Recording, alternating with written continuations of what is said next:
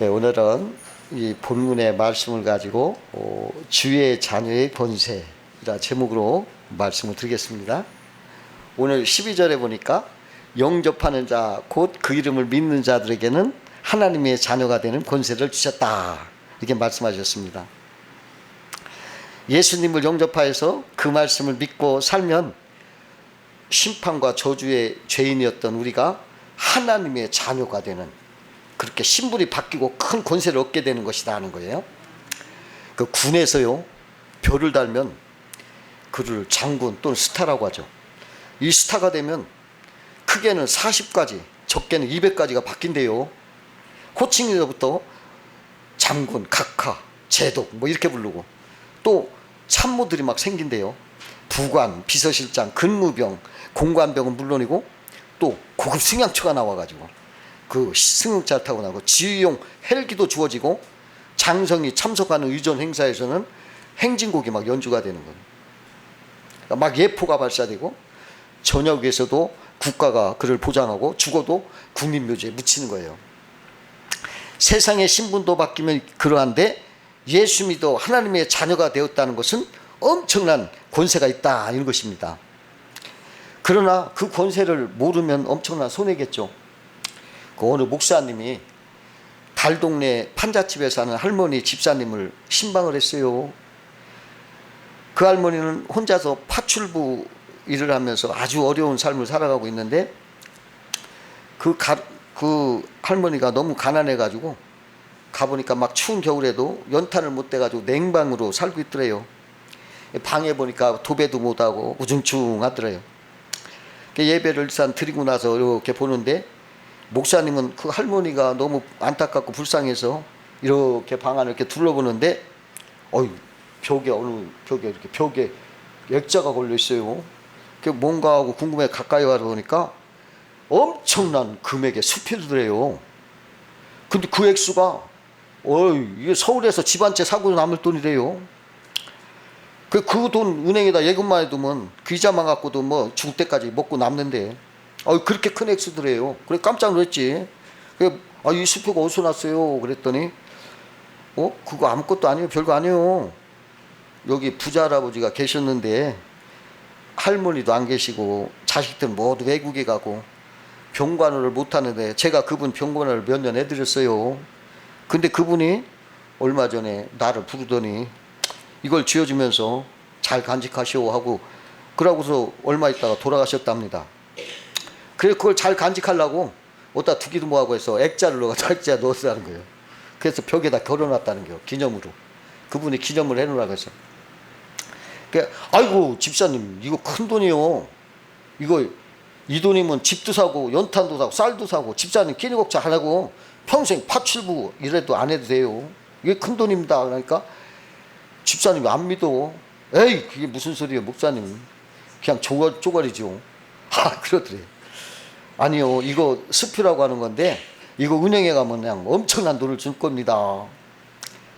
그래가지고 그거 집사님 끼니도 사고 다 사세요. 연탄도 사고 집도 사고 하세요. 그러고 파출부 하지 말고 편안하게 사시오. 막 이렇게 한참 설명을 하니까 그제서야 정말요? 그러더랴. 그게 그렇게 큰 돈이요? 그러더래요. 그래서 목사님이 이분을 못하니까 자기 교인들 시켜서 그걸 돈으로 바꿔서 집도 사고 쌀도 사고 다 사고 그분이 이렇게 살게 했대요. 여러분, 그 집사님은 자기가 그걸 알지 못했기 때문에 그렇게 파출부 일하면서 고생스럽게 살았던 거예요. 굉장히 부자였는데 가난하게 사는 거예요, 거지처럼. 우리들도 마찬가지예요. 하나님이 자녀로서 큰 부자예요. 그런데 우리가 모르고 그 누려한 복을 알지 못해가지고 맨날 움츠러들어가지고 막 비천하게 그냥 사는 거예요. 그러므로 하나님의 자녀의 권세를 아는 것이 엄청나게 중요한 것이기 때문에 오늘 이 말씀을 전하는 것입니다. 우리는 보통 사람 아니에요. 하나님의 자녀입니다. 그러면 하나님의 자녀의 권세를 무엇이냐, 이거 알아보면서 은혜를 나누겠습니다. 첫 번째로 하나님의 자녀의 권세는 기도의 권세가 있다. 기도의 권세. 어떤 여자 자매님이 예수를 믿고 얼마 안 돼서 기도하면 하나님이 들어주신다는 말을 듣고서 자기가 혼자 생각하기를 내가 아무리 생각해도 자기 기도는 하나님이 들을 것 같지 않더래요. 목사님 기도는 당연히 들어주고 장로님 기도도 다 들어주고 저렇게 오래 예수 믿고 잘 믿는 분들의 기도는 들으시겠지만은 아유 나는 저런 분들 다 기도 들어주라고 바빠서 내 기도는 들어줄 여유도 없을 거다. 이렇게 순진하게 생각을 하면서 있었는데 하루는 생활비가 똑 떨어진 거예요. 그게 답답하니까 돈이 꼭 필요해서 너무나 안타까운데 아유 하나님 저 같은 사람 기도도 들어주실 여유가 있으면 생활비 좀 보내주세요. 좀 주세요. 그랬대요. 그런데 그날 시어머니가 전화가 왔대야. 야 세아가 너 돈 필요하지 않니? 내가 너 돈 필요한 것 같아서 100만 원 붙였다. 아유 전혀 기대도 안 했는데 생각지 않은 곳에서 돈이 떡 공급받으니까 아이고 이게 기도응답이구나. 야 이게 기도응답이 이렇게 쉽게 오나 하고 너무 쉽게 신기하대요.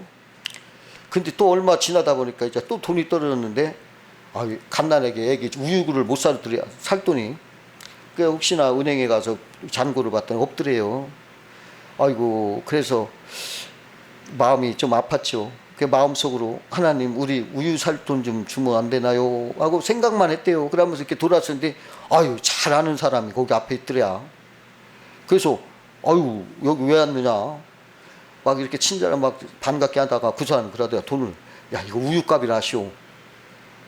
아니 세상에 말도 안 했어. 그랬는데 그 돈을 주더래. 그러니까 이분이 놀랬대야. 깜짝 소름이 꽉 돋았대요.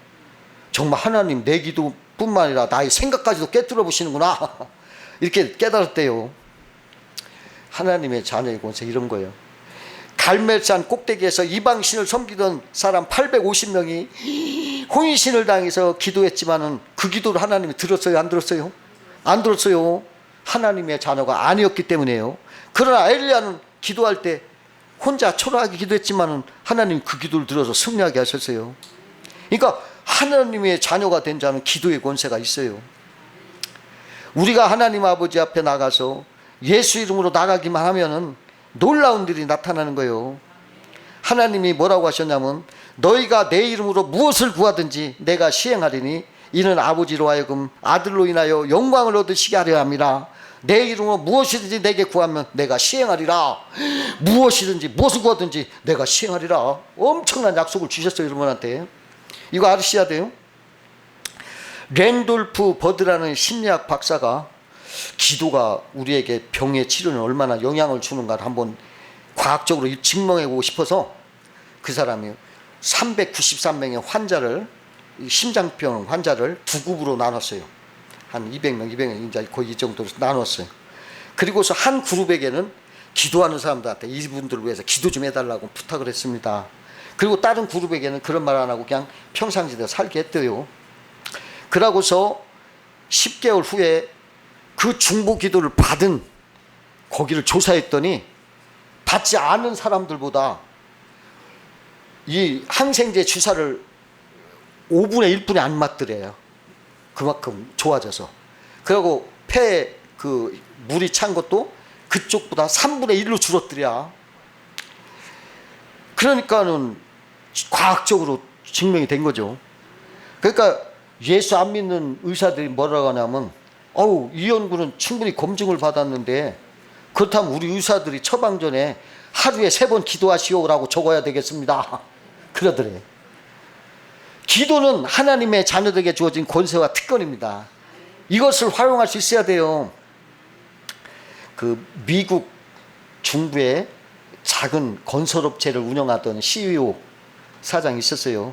근데 하루는 관청에 가서 중요한 허가를 받으려고 서류를 갔는데 담당 공무원이 무척 불친절하고 무례하더래요.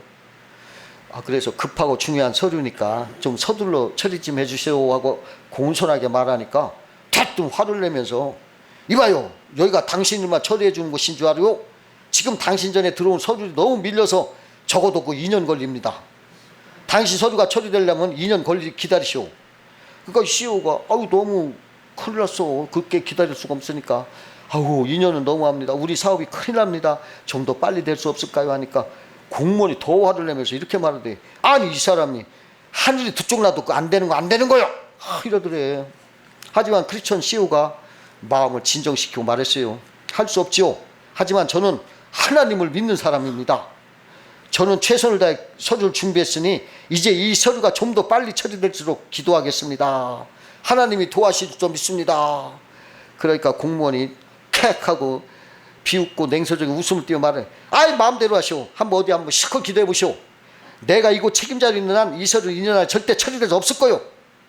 아이 눈이 앞이 캄캄했어요.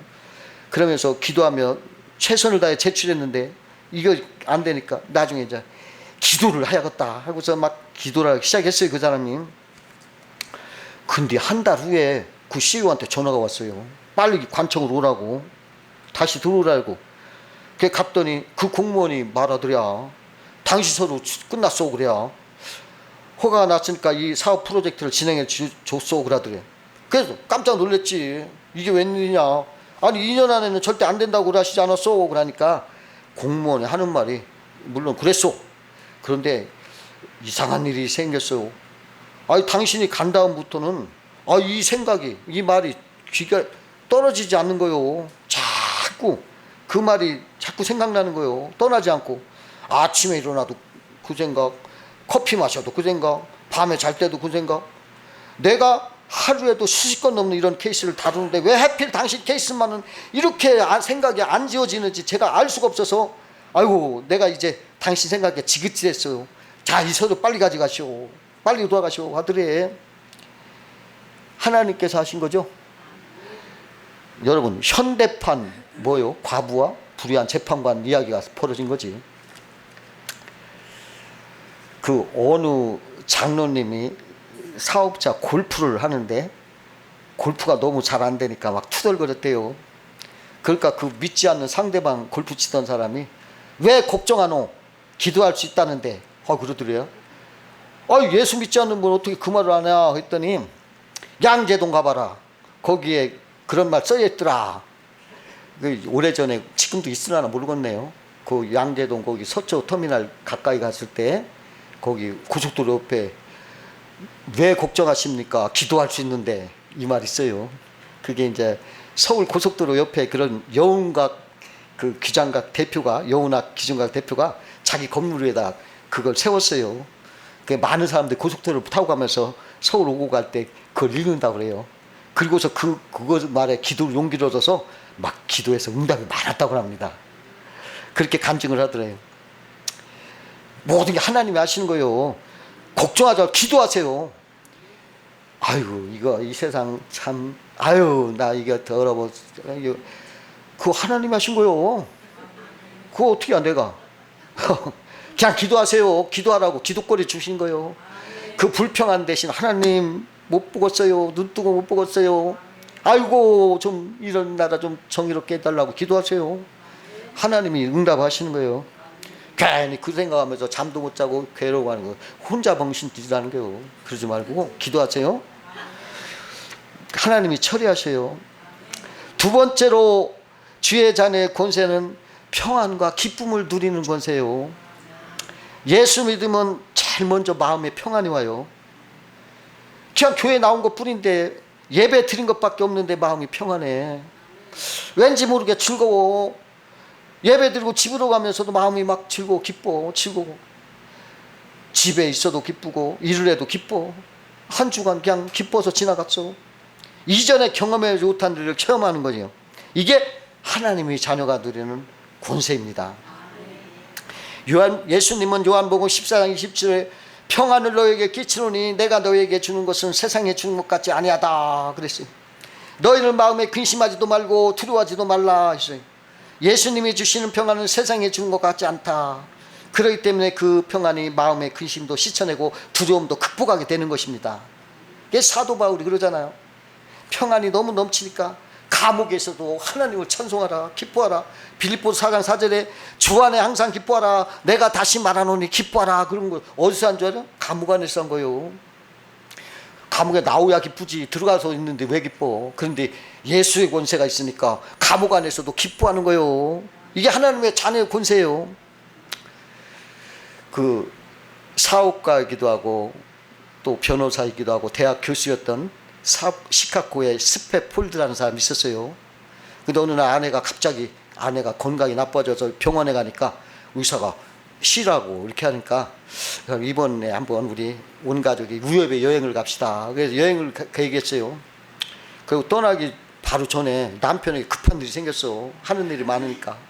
할 수 없이 남편은 며칠 뒤로 따라갈 테니 먼저 가라고 자기 부인과 네 자녀를 배에 태워서 유럽으로 보내고 나서 이제 있는데 그 배가 아내하고 네 자녀가 탄 배가 영국 선박인 로천호라는 배랑 정면 투주를 해서 12분 만에 침몰했어요.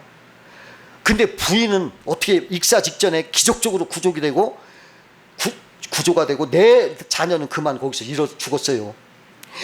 그러니까 유럽에 도착한 부인이 남편에게 쳤어요. 전부를. 남편이 스태폴드가 그걸 보더니 얼마나 캄캄하고 가슴이 막 찢어지는 것 같아. 그래서 정신을 추스리고서 이제 아내를 만나기 위해서 배를 타고 영국으로 떠났어요. 항해 중에 스태폴드가 선장에게 내 아내와 아들이 죽은 자리가 지나갈 때 알려주세요. 그러니까 그 선장이 여기가 가더니 여기가 그 자리요 하고 알려주래요. 그러니까 스태폴드가 사랑하는 내 자녀가 잠들어 있는 바다를 지나면서 아픈 가슴을 막 안고 눈물을 흘리면서 하나님께 간절하게 기도를 드려요. 기도를 드는데 그런 도중에 마음에 신비로운 평화가 임하는 거예요.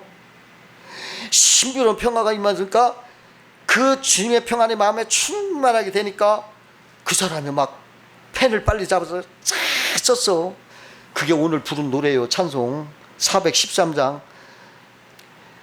내 평생에 가는 길 순탄하여 늘 잔잔한 강 같든지 큰 풍파로 무섭고 어렵든지 나의 영혼은 늘 편하다. 내 영혼 평안해, 내 영혼 편안해, 내 영혼 편해.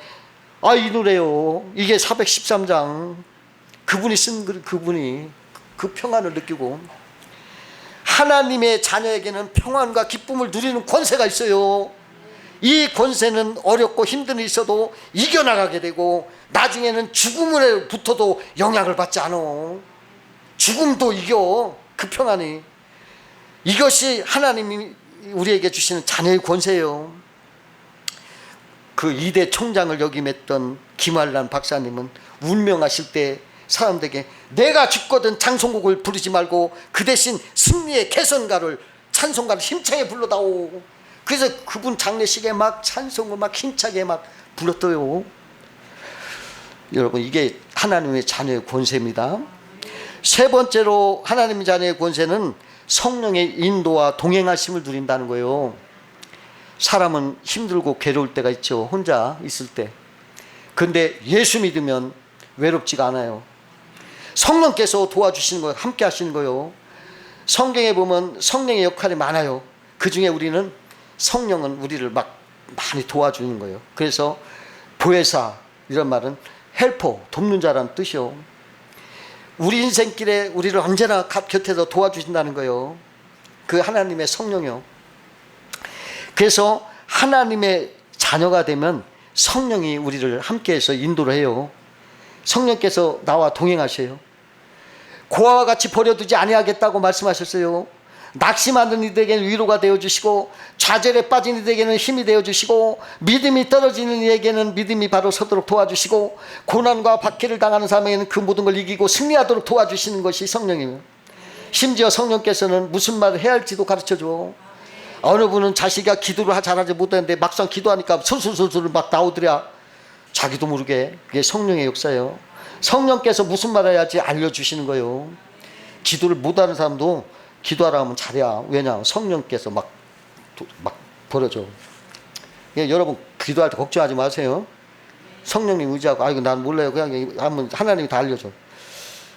그 제자가 되는 길이라는 책을 쓰신 라노이 아임스라는 목사님이 어느 날 시카고에서 공항에서 토론토로 가는 비행기를 타려고 가는데 그 시간이 5분뿐이 안 남았어요.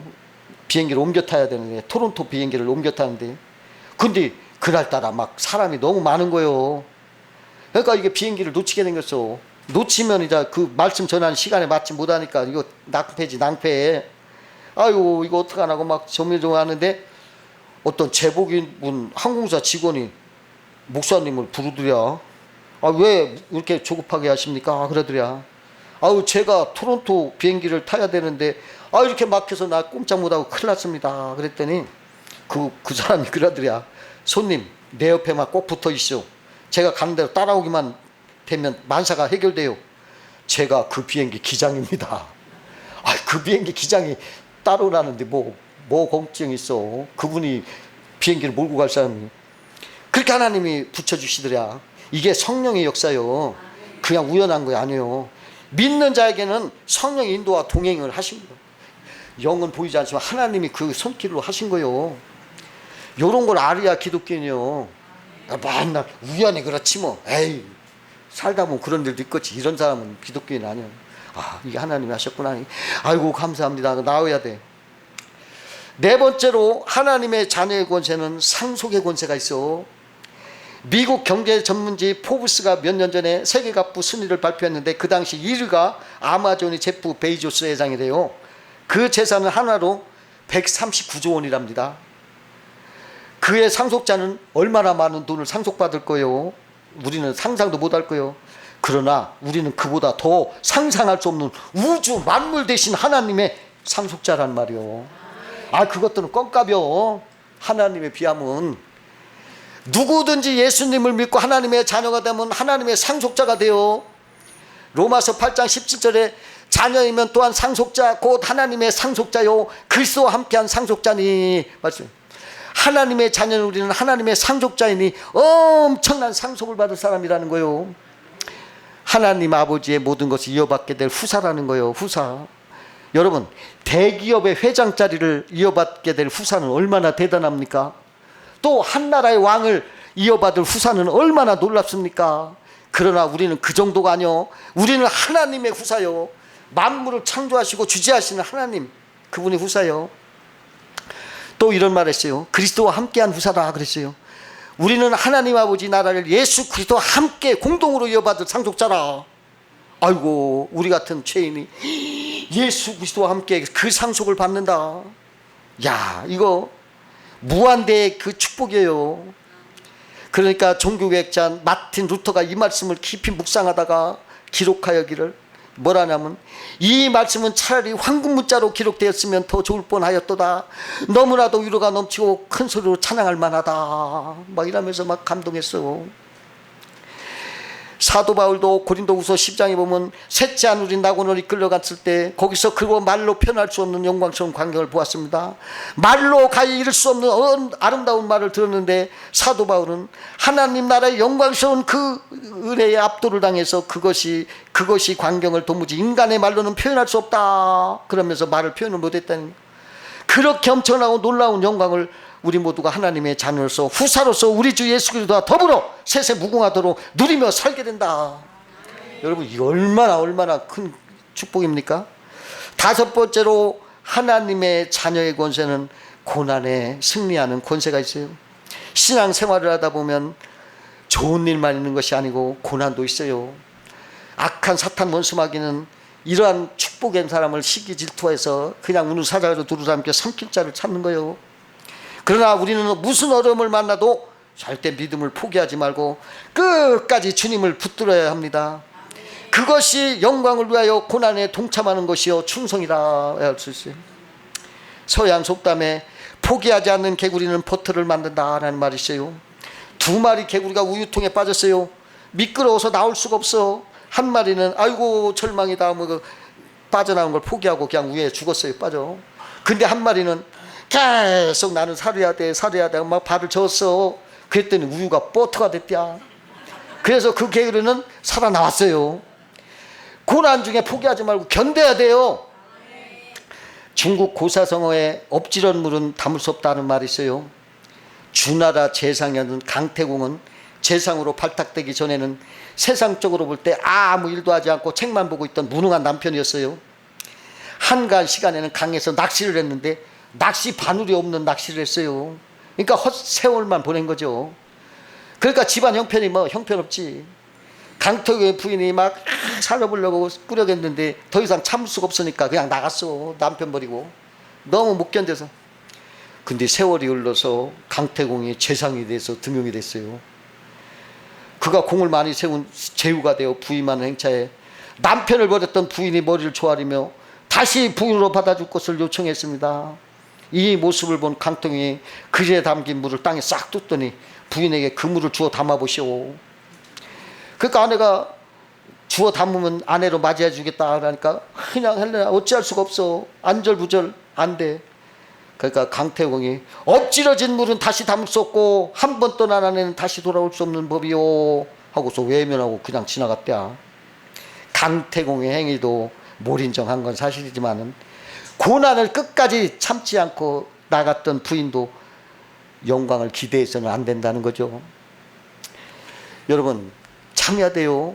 그까짓 거 이 세상 잠깐 있는 거 그까짓 거 못 참아서 천국을 놓치면 안 되겠죠. 여러분 자녀의 권세는 부모에게 달려 있어요. 부모가 누구냐에 따라서 자녀의 누리는 권세가 달라요. 부모의 능력이나 지위에 따라 자녀들이 다 다르게 능력을 행해요. 그런데 우리 부모는 누구요? 천지를 창조주예요. 또 지금도 살아계셔 우주 만물을 통치하시는 분이에요. 전지전능하신 분이에요. 그분이 우리 아버지요. 우리는 그의 자녀예요. 그럼 우리는 하나님의 자녀의 권세를 마음껏 누리면서 여러분 복되게 사시기를 주의 이름으로 축원합니다. 예, 기도하겠습니다.